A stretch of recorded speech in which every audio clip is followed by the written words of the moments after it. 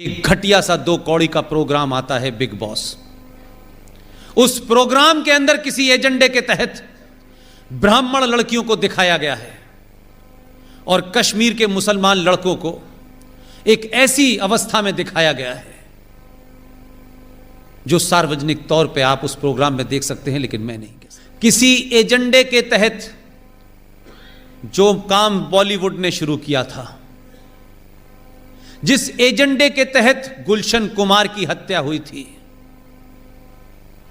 जिस एजेंडे के तहत हिंदुस्तान की फिल्मों से मंदिर भजन गायब हुए और मौला रे मौला शुरू हो गया, जिस एजेंडे के तहत हर कैरेक्टर में लड़की हिंदू है और लड़का मुसलमान है, हर एजेंडे के तहत इस्लाम को ग्लोरीफाई करने की कोशिश की जा रही है और हिंदुओं को कास्ट और गंदी गंदे तमाम जो चीज़ें, जो पाखंड है, उसको ऐसे दर्शाया जा रहा है कि देखो हिंदू धर्म में कितनी खराबियां हैं।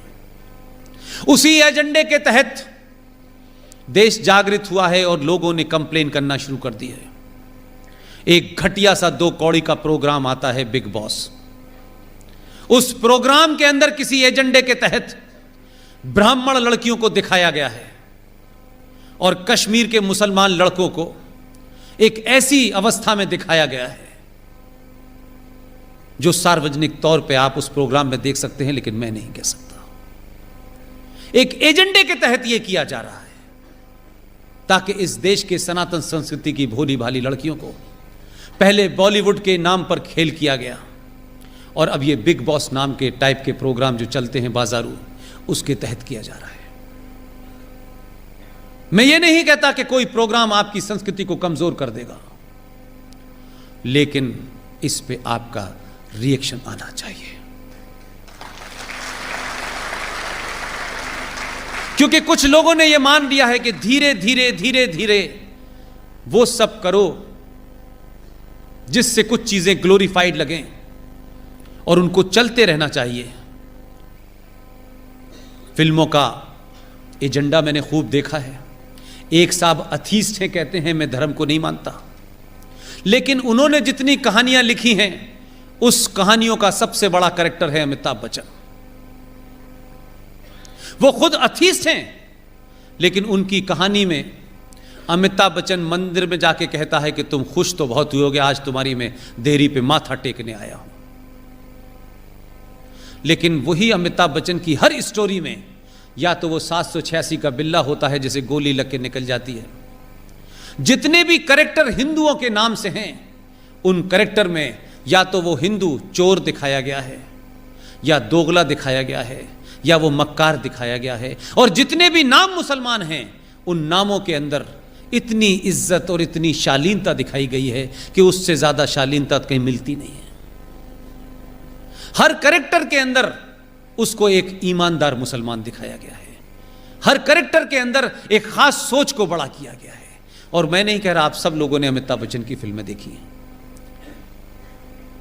इस एजेंडे के तहत छोटी सी घटना है, संजय दत्त ने बायोपिक बनाई थी, आप सब ने देखी होगी। उसी बायोपिक के अंदर एक जुमला है जिसने सब कुछ ब्लैक एंड व्हाइट कर दिया, क्योंकि उसमें कुछ झूठ नहीं है। संजय दत्त के पिताजी सुनील दत्त ने जब नरगिस से शादी करने का प्रपोजल रखा, आप जानते हैं उस वक्त के मुंबई का माफिया डॉन हाजी मस्तान ने फोन किया सुनील दत्त को और कहा कि तुम्हें किसने कहा है कि नरगिस से शादी करो, और उसको अपने उस अड्डे पे बुलाया। ये सच्ची घटना है। और उसने कहा कि मैं नरगिस को खुश रखूंगा, आप यकीन मानिए। इस देश में स्थिति आपकी ये थी कि आप किससे शादी करें, उसके लिए उस मुसलमान अगर माफिया डॉन है तो उसकी भी इजाजत लेनी पड़ेगी।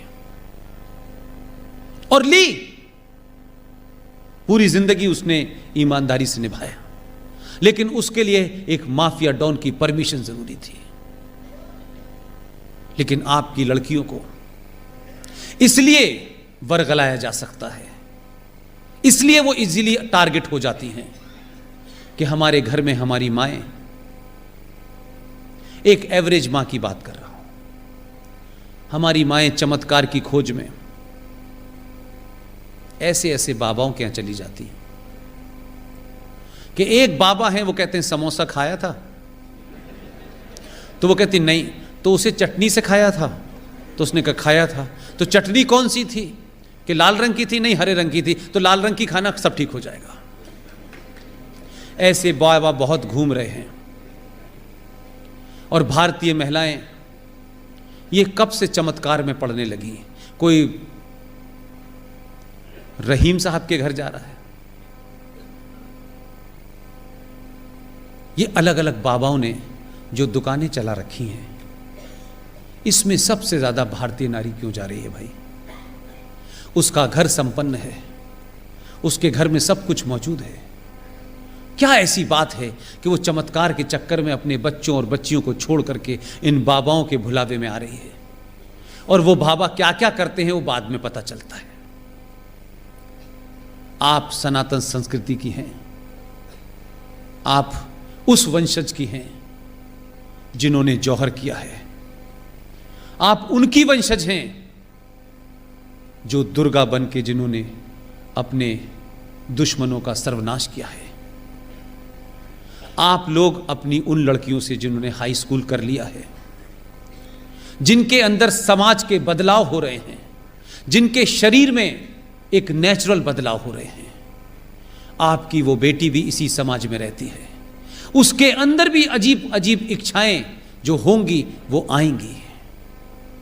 मेहरबानी करके बाबाओं के चंगुल में न जाएं, अपनी 10वीं क्लास की लड़की को अपना दोस्त समझ के उसके मन मस्तिष्क में होने वाले बहुत सारे कौतूहल को शांत करें, उसको बताएं।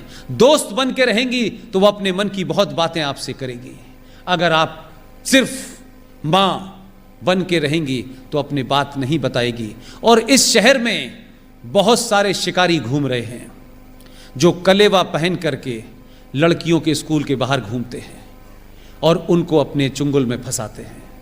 और उसके बाद क्योंकि आपके पास समय नहीं है अपनी बात सुनाने का और सुनने का, वो अपनी बात अपने मन की किसी ऐसे आदमी से कह देती है, किसी भरोसे में कह देती है कि उसको ये पता नहीं चलता है कि मैं धीरे धीरे एक ट्रैप में फंसने जा रही हूं।